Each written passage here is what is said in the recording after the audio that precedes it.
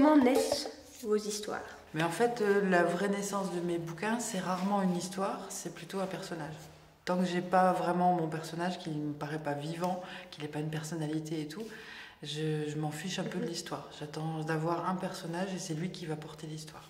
Si tu étais un livre, lequel serais-tu? Je sais pas quel livre je serais si j'étais un livre, mais je sais dans quel livre j'aimerais bien être. Ah, C'est autre chose. d'accord. Depuis toute petite, j'adore Harry Potter parce que c'est avec ça que j'ai commencé à lire, etc. Ouais. Et comme c'est un univers que j'aime beaucoup, bah j'aimerais bien y entrer. Être dans ce livre. Voilà. Et vous? Moi, si j'étais un livre, lequel je serais mon livre fétiche, mais j'aimerais pas être dedans. C'est exactement le contraire. Voilà, ce serait Sa Majesté des Mouches de William Golding. C'est mon livre, c'est un livre hyper important pour moi, mais je voudrais jamais être là-dedans, quoi. C'est horrible. Comment aimez-vous lire? J'aime pas trop lire assise, donc je lis plutôt couchée.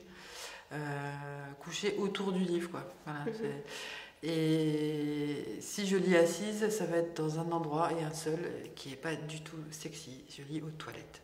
Et j'adore lire des heures aux toilettes, quitte à ne plus avoir de sang dans les veines, dans les jambes. Quand je me lève, je me casse la figure. Mais c'est un endroit formidable. Au moins, on est tranquille.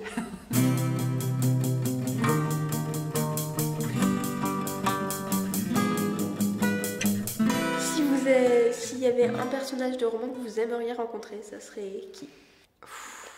C'est très difficile parce qu'en fait, ça se bat dans ma tête entre des personnages de romans que j'ai aimés et des personnages de romans que j'ai écrits. Et forcément, là, je pense à Maxime, quoi. Voilà, je pense à Maxime Ménard.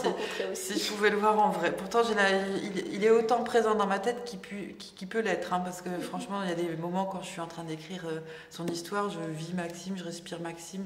Voilà, il n'y a que moi qui puisse l'être. Et en même temps, si je pouvais le sortir de moi et qu'il prenne un corps, ah ouais, ce serait génial.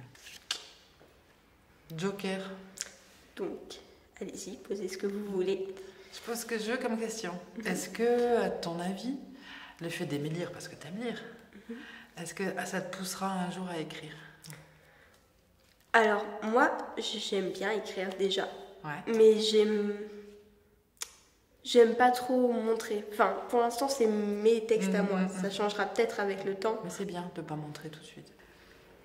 Quel est le principal moteur pour écrire, d'après toi? C'est difficile.